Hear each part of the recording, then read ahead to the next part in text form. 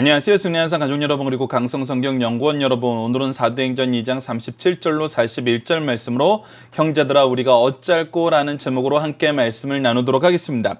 자, 37절 말씀은 이 설교를 들은, 베드로의 설교를 들은 이스라엘 사람들이, 예루살렘 사람들이 이렇게 얘기하는 것입니다. 그들이 이 말을 듣고 마음에 찔려 베드로와 다른 사도에게 물어 이르되 우리가 어찌할꼬 하거늘 이라고 얘기했습니다. 자, 이 말을 들었다는 이 말의 내용이 무엇입니까? 바로 요엘 선지자의 예언과 시편의 예언을 통해서, 다윗의 예언을 통해서 하나님의 뜻과 예수 그리스도의 주되심을 얘기하는 거였습니다. 우리가 다시 한번 봅시다. 지난 시간에 설명했던 것처럼 아래 요엘서 말씀 2장 2절, 28절에서 32절 말씀과 시편 말씀을 기록해놨는데, 요엘서 말씀을 먼저 보면은 28절에서 29절은 바로 이들이 지금 경험하고 있는 이 사건이 어떤 의미인지를 얘기해주고 있습니다. 바로 성령으로 말미암아 하나님의 영을 부어주셨을 때, 성령을 부어주셨을 때 하나님의 예언을 얘기하게 되고 하나님의 말씀을 얘기하게 되는 것을 얘기하고, 이것의 구분이 없어짐을 얘기합니다. 그리고 이 능력이 얼마나 놀라운지 이것을 말하게 하심에 따라서 얘기하는 제자들의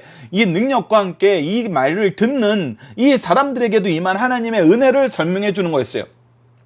그리고 나서 30절과 32절을 보면은 하나님의 능력과 공의로 인한 심판의 얘기가 나타나고 있어요. 그래서 앞으로 이루어질 일은 바로 하나님의 공의의 성취와 심판이라는 거예요.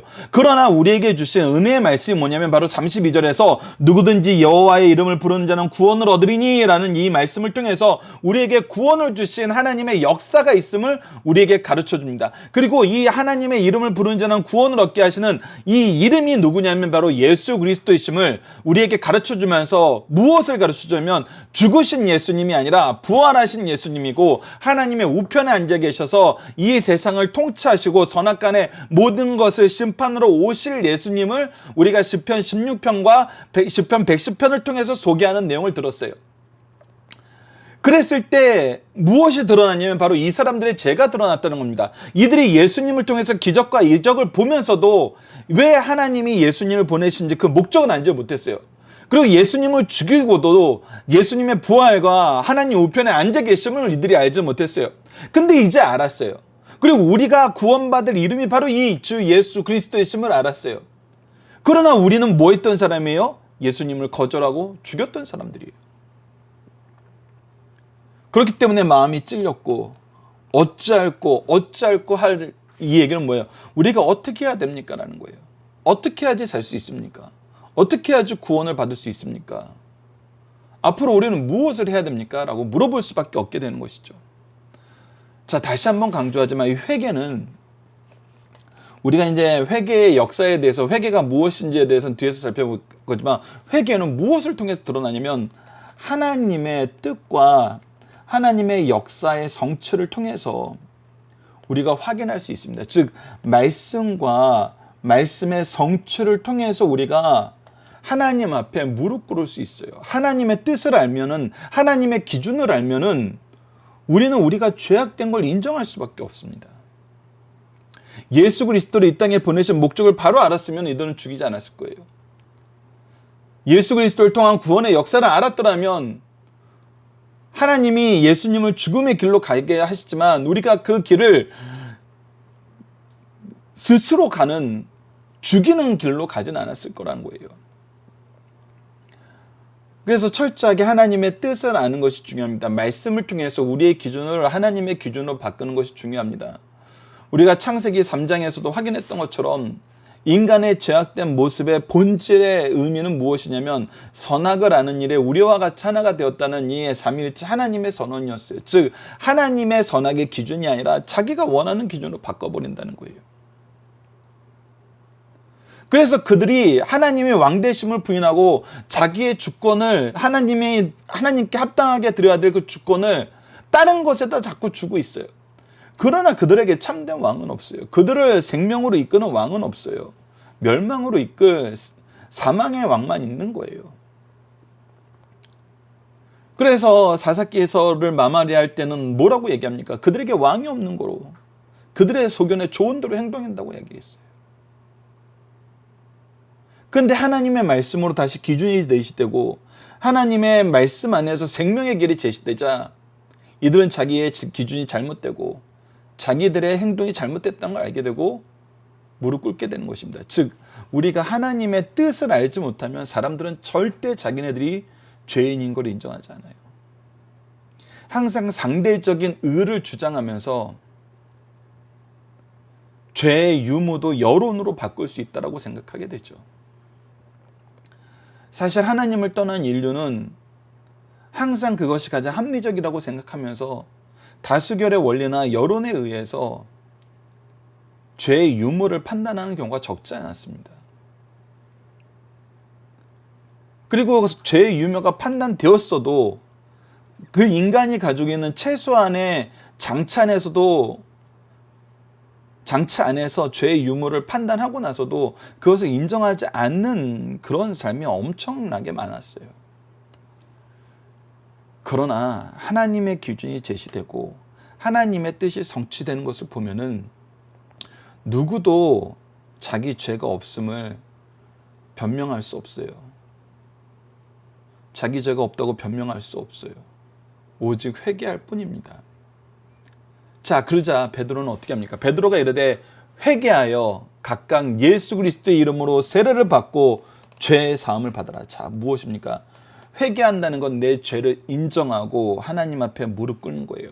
그래서 세례 요한도 회개하라 천국에 가까웠느니라 선언해야 하는 것이 가장 중요한 설교였고, 예수님도 공생애를 시작하면서 마태복음에 처음 기록된 설교의 내용은 회개하라 천국에 가까웠느냐였어요. 그리고 나서 팔복으로 넘어가면서 애통하는 자는, 즉 나의 죄 때문에 죄의 문제로 애통하는 자는 복이 있나니 천국이 저희들의 것이며 라고 얘기하면서 회개하라 천국이 가까웠느니라 이 말씀이 팔복으로 자연스럽게 연결되면서 천국 시민의 첫 번째 모습임을, 가장 중요한 모습임을, 핵심적인 모습임을 우리에게 가르쳐 줬어요. 그래서 회개하면 누구를 볼 수 있어요? 각각 예수 그리스도의 이름을 예수 그리스도를 볼 수 있어요. 세례 요한이 회개하라 천국에 가까웠느니라라고 했을 때 이 회개가 중요했던 이유는 회개를 통해서만이 우리가 예수님을 바로 볼 수 있기 때문이에요. 회개를 했다는 것은 내 기준을 버리고 하나님의 기준으로, 하나님의 주권 안에서 산다는 거잖아요. 그 주권 안에 살면은 성부께서 계획하시고 성자께서 성취하시고 성령께서 우리에게 적용해 주시는 이 구속사를 보지 않을 수가 없어요. 이것을 외면할 수가 없어요. 이 구속사 안에서 살게 돼요. 하나님의 은혜 안에서 산다는 거예요. 하나님의 뜻 안에서 산다는 거예요. 하나님과 동행하면서 산다는 거예요. 예수님을 보지 않을 수 없고 예수님을 떠날 수가 없어요. 그랬을 때 그래서 우리가 각각 예수 그리스도의 이름으로 세례를 받는, 새 사람이 되는, 새 생명을 얻는 이 은혜의 역사를 경험하게 되는 것입니다. 그리고 예수 그리스도의 이름으로만 우리가 무엇을 받을 수 있어요? 죄 사함을 받을 수 있어요. 그랬을 때 우리에게 예수님이 약속하셨던 대로 성령을 선물로 받으리라.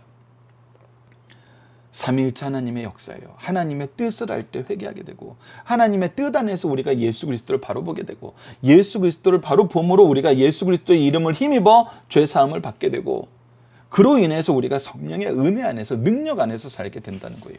삼위일체 하나님의 역사 안에서 산다는 얘기가 바로 38절에서 우리에게 가르쳐주는 삶의 모습이에요. 그리고 너무나 중요한 말씀, 39절 말씀입니다. 이 약속은 예수 그리스도를 통해서 죄 사함을 받고 성령을 선물이라고 받으리라고 얘기하신 이 약속은 누구를 통해서 주신 약속이에요? 예수님을 통해서 주신 약속이에요. 예수님을 통해서 우리에게 보여주신 약속이에요. 회개와 팔복의 역사와 요한복음을 통해서 성령을 주시겠다는 이 놀라운 선언들은 바로 예수님을 통해서 주신 약속이에요. 근데 이 약속의 대상이 누구예요?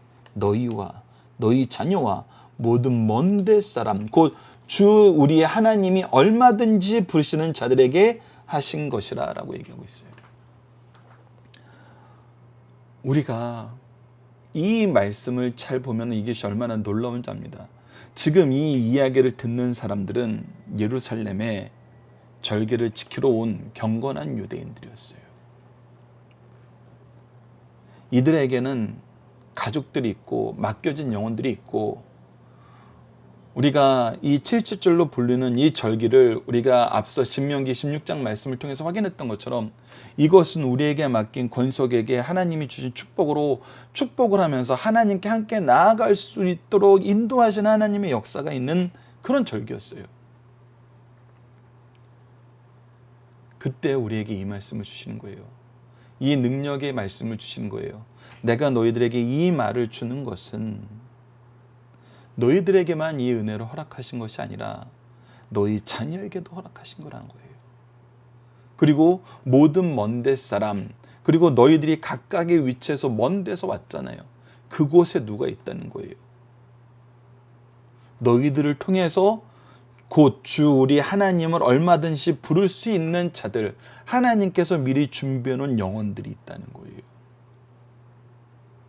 그래서 너희들에게 이 은혜를 주문, 너희들에게서 결코 끝나는 은혜가 아니라 너희들을 통해서 하나님이 주시기로 작정한 모든 영혼을 구원하는 이 구원의 역사에 쓰임받게 하는, 영혼의 이 은혜의 통로가 되게 하는, 은혜의 축복의 통로가 되게 하는 이 은혜에 너희들이 쓰임받기 시작하는 그 사건을 우리에게 미리 가르쳐주고 있는 거란 겁니다. 여러분도 그래서 우리가 고린도전서 7장을 통해서 부부관계에 대해서 얘기할 때 믿지 아니하는 배우자나 어떻게 헤어지게 된 배우자에 대해서 얘기할 때 어떻게 하라 합니까? 너희들이 있는 그 자리에서 하나님과 함께 하라고 얘기하면서 하나님의 뜻이 너희들을 통해서 그들을 구원하려 하시지, 그것이 하나님의 계획이고 하나님의 뜻이었을 수 있다고 얘기하잖아요. 그것처럼 우리가 이스라엘 민족에게 주셨던 이 복음의 말씀을 보면은 하나님을 경외하는 자는, 하나님을 사랑하는 자는 그 뜻 안에서 행하는 자들에게 하나님이 어떻게 축복한다고 그랬어요? 천대까지 축복을 한다고 그랬어요. 그것은 너희들에게 이 은혜를 주신 것은 너희들에게 은혜를 주는 것을 멈추지 않고 너희들을 통해서 이 놀라운 믿음의 역사, 구원의 역사를 확장되게 하시겠다는 거예요. 77절이 나에게 주신 은혜로 내가 내 권속에 있는 모든 사람들과 하나님의 축복을 나누면서 하나님의 이름을 부르러 함께 나아갈 수 있도록 인도한 것처럼 그것이 하나님의 뜻이고 하나님의 계획이었고 하나님이 우리에게 주신 시간과 재능과 물질을 잘 사용하게 하신 것처럼 이 은혜의 성령의 선물은 이제 너희들을 통해서 확장하게 하려는 하나님의 계획 안에서 주어지고 있는 것이고 너희들에게 맡길 영혼들이 이미 하나님이 주셨다는 거예요. 그래서 우리가 요한복음에서도 예수님께서 우리에게 말씀하신 거지, 아버지께서 나에게 맡긴 영혼은 한 사람도 잃지 않는다는 걸 얘기했던 것처럼 아버지의 이름을 부르기로 작정된 모든 사람은 우리가 잃지 않아요. 그래서 우리가 이 은혜의 역사를 사도들이 우리에게 주었던 것처럼 우리는 앞으로 이 은혜의 역사를 나누며 확장하며 전하는 삶, 계승하는 삶을 살게 되는 것입니다. 이 모든 것도 하나님이 미리 준비해 놓으셨다는 거예요. 자, 그래서 40절 봅시다. 또 여러 말로 확증하여, 이 말이 왜 옳은지 여러 말로 확증시켜 주셨다는 거예요. 하나님의 뜻이 무엇인지 보게 하셨다는 거예요. 그리고 이 은혜를 알게 하고 믿게 하고 이 은혜 안에서 살도록 권하여서 뭐 하라는 거예요? 이 패역한 세대에서 구원을 받으라는 거예요. 이제 너희들이 주인 삼는 모든 것 다 버리고 하나님을 주인 삶으라는 거예요. 예수 그리스도를 주인 삶으라는 거예요. 그래야 하여 구원의 은혜에 충만함을 선물로 받으라는 거예요. 그 말을 받은 사람들은 세례를 받으매 이날의 신도의 수가 3,000이나 더하더라. 지난 시간에도 잠깐 강조했지만 여러분, 이 숫자에 너무 매몰되지 마십시오. 중요한 것은 우리에게 주셨던 하나님의 말씀의 역사가 성취되었다는 사실이고 이 사람들 또한 하나님께서 미리 준비해 놓으신 분이라는 거예요.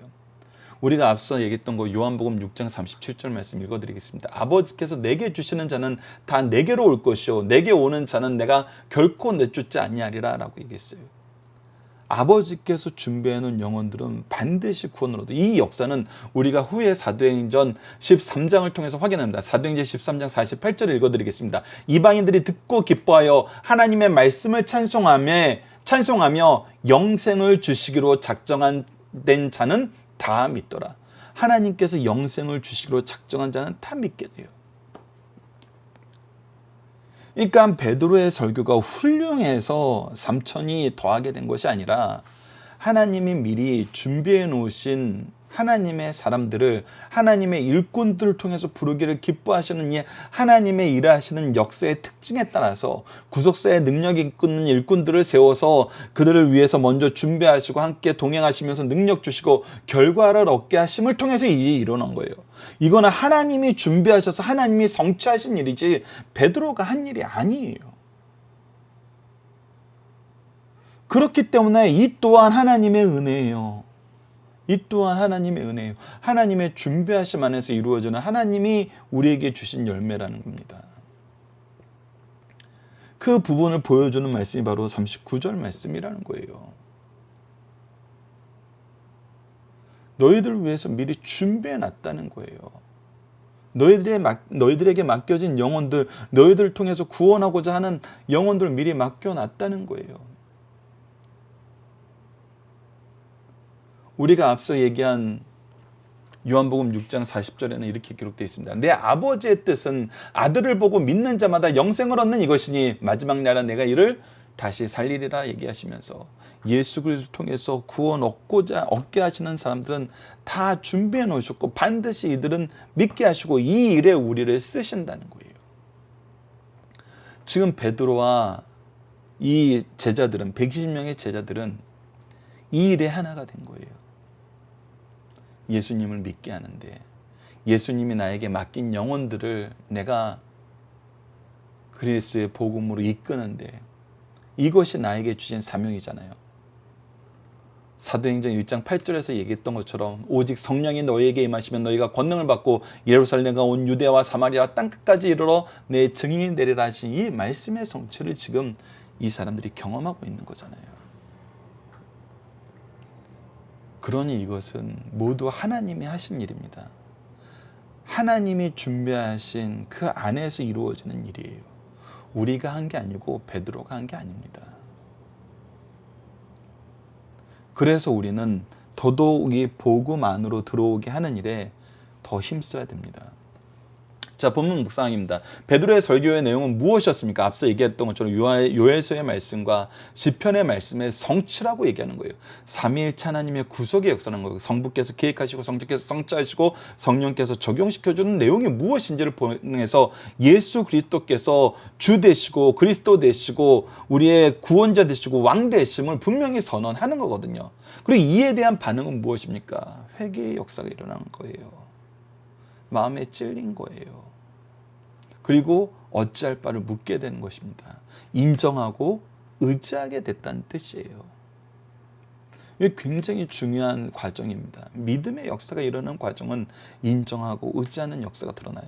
두 번째, 베드로는 무엇을 해야 한다고 말하고 그러면 무엇을 선물로 받게 됨을 얘기합니까? 회개하며 예수 그리스도의 이름으로 세례를 받고 죄 사함을 받으라. 그러면 성령을 선물로 받으리라.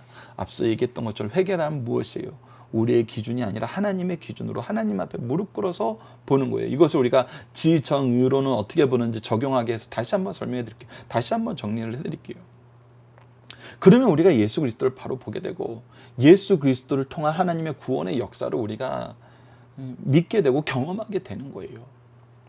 그랬을 때 예수 그리스도로 말미암아 우리가 죄사함을 받는 이 은혜의 역사를 선물을 우리가 받게 되고 예수님께서 약속하신 성령을 통해서 우리가 이 세상을 이기는 삶을 사는 것입니다. 38절의 약속의 대상은 무엇입니까? 나에게서 멈춰진 것이 아니라 나를 통해서 확장되는 겁니다. 확장되고 계승되는 것입니다. 복음의 역사는 확장되고 계승된다는 거 우리가 반드시 알아야 됩니다. 그리고 우리에게 맡기신 영혼들이 항상 중점이 됨을 우리가 기억해야 돼요.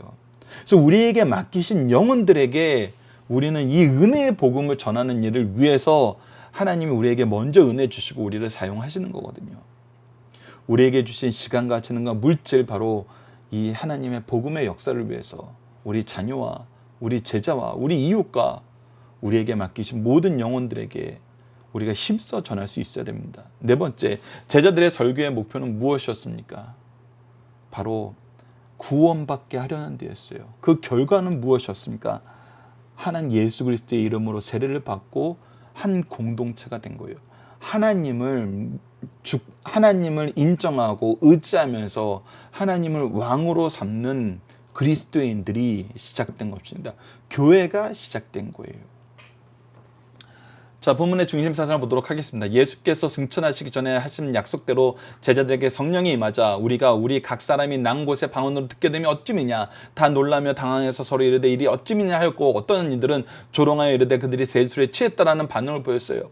어떤 일인지 알지 못했고 오히려 조롱하는 사람들이 있었어요. 그때 베드로는 그들이 잘못된 생각을 고쳐주기 위해서 이것은 선지자 요엘을 통해서 예언된 말씀의 성취다라고 설명하면서 예수 그리스도를 소개하는 복음적 설교를 하였습니다. 베드로의 설교의 핵심은 이 말을 들으라 예수는 누구누구다입니다. 우리 주 되시고 그리스도 되셨다는 것이 우리가 어제 말씀을 통해서 36절을 통해서 확인한 내용이었어요. 그리스도를 선포하지 않고는 복음을 전파하는 것은 불가능합니다. 예수님을 통하지 않고는 생명을 얻는 길이 불가능하고 하나님의 계획을 바로 본 사람은 예수님을 못 보는 것이 불가능해요. 복음의 핵심은 예수님의 죽음과 부활입니다. 베드로는 예수님의 죽음과 부활이 하나님의 섭리에 따라 성경의 예언대로 성취된 것이며 그 예수가 십자가에 못 박여 죽였고 그 예수를 십자가에 못 박여 죽었고 이 예수를 하나님이 다시 살리고 주와 그리스도 되게 하셨다고 선포하고 있어요. 베드로가 설교를 통해 그들의 잔악한 죄악을 지적할 때 일부 사람들은 형제들아 우리가 어찌할 거라고 반응하였고 이에 베드로는 믿고 회개하는 자는 죄사함과 성령을 선물로 받으리라고 선포했습니다. 그 날에 교회가 탄생된 것입니다. 이는 성령께서 어떻게 교회의 역사하셨는가를 우리에게 보여주고 있습니다. 자, 본문의 중심 사상을 하나씩 보도록 하겠습니다. 첫 번째, 하나님의 말씀을 들을 때 자신의 죄를 바로 인정하고 회개해야 됩니다. 그들이 십자가에 죽인 예수는 하나님의 아들이요 그들이 소망을 두고 기다리던 메시아입니다. 그를 통해서만 구원을 얻을 수 있었어요. 그러므로 그들의 죄가 얼마나 크며 그 결과가 얼마나 비참한가를 가르쳐주고 있습니다. 이때 그들의 마음에 찔려 형제들아 우리가 어찌할까 하며 잘못을 후회하며 자신들의 문제를 물어봤습니다. 여기서 우리가 볼 수 있는 것은 인류 역사 이래 최대의 범죄자인 예수 죽인 자들도 그들의 잘못을 인정하고 문제 해결을 요청할 때 뭐예요? 사는 길이 열렸다는 거예요.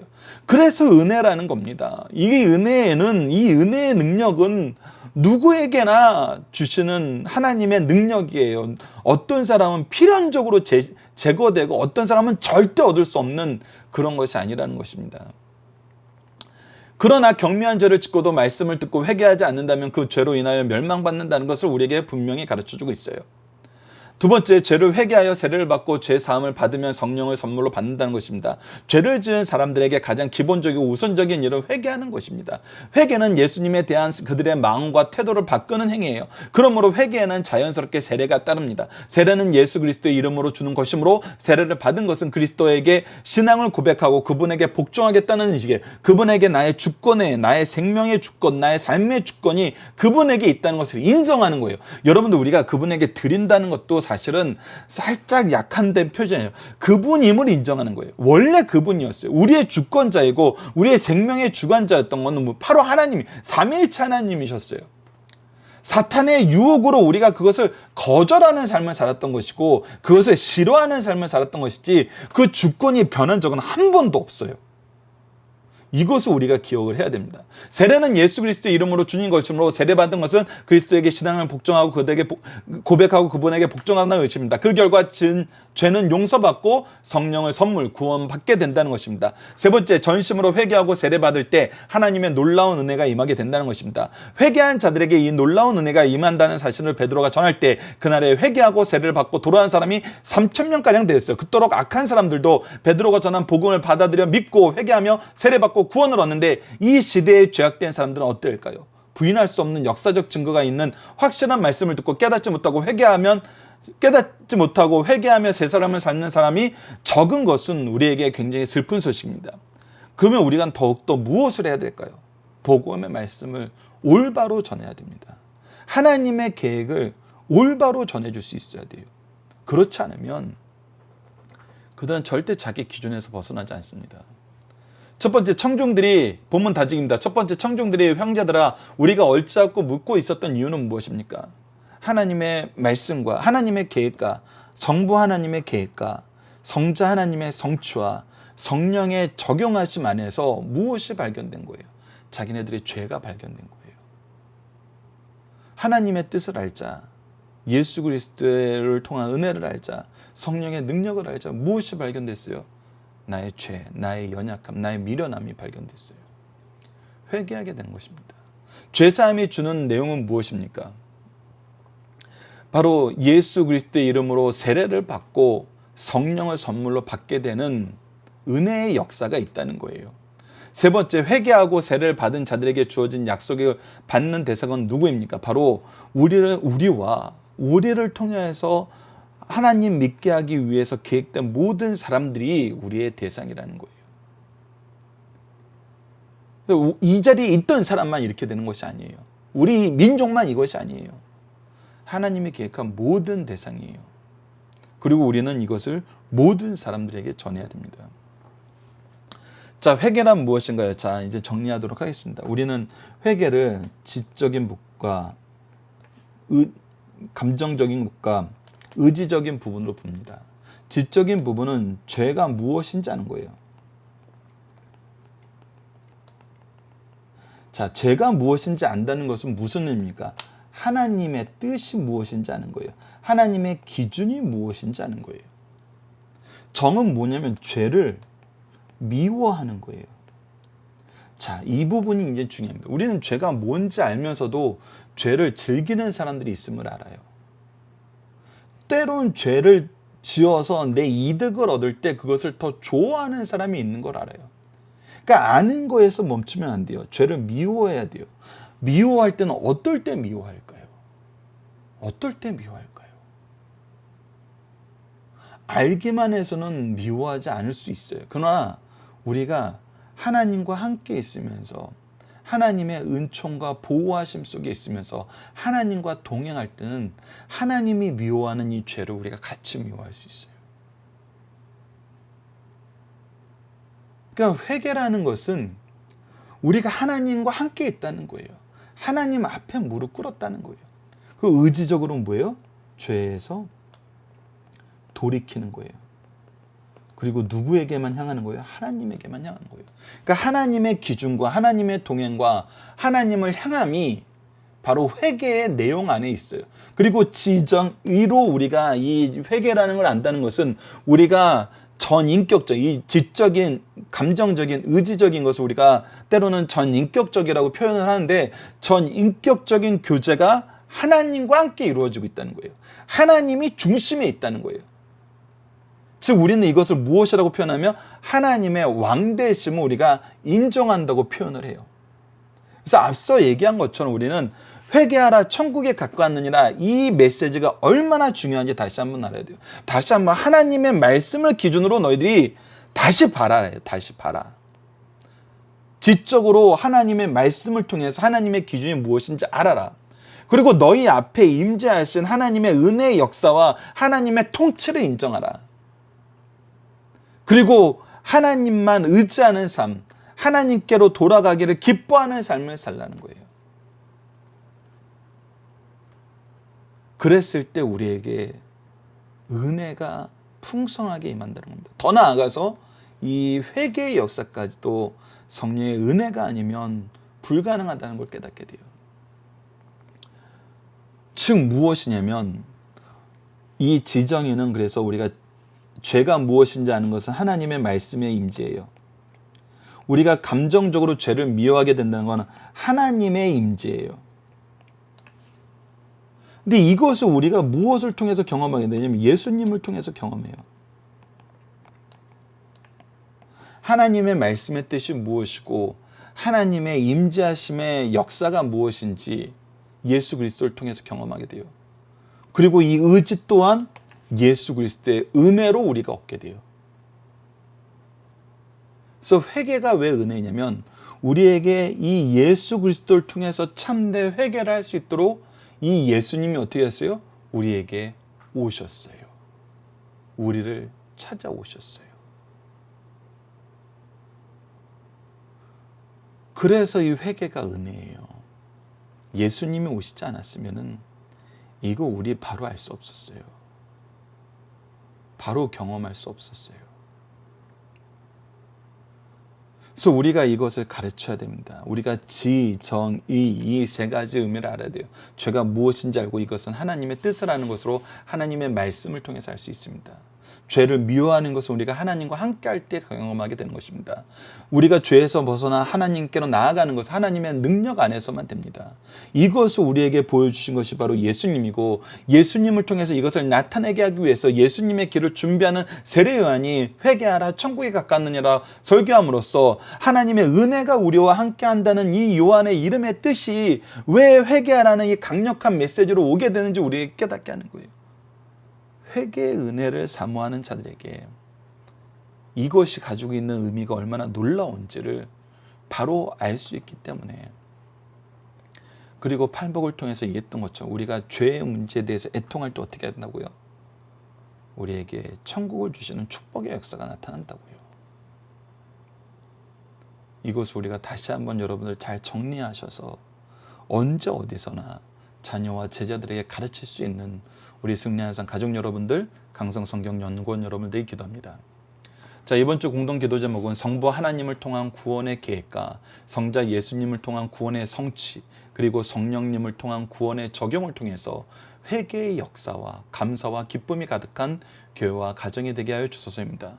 오늘 본문 말씀을 통해서는 우리가 하나님의 말씀을 통해 죄가 무엇인지 지적으로 알고 감정적으로 죄를 미워하고 의지적으로 죄에서 돌이켜 하나님께로 돌아갈 수 있도록 인도해 주심을 감사합니다. 회개의 은혜에 감사하며 말씀을 통해서 회개의 은혜를 전하는 삶을 살게 하여 주시도록 기도하는 우리 승리한산 가족 여러분들, 강성성경연구원 여러분들에게 기도합니다. 감사합니다.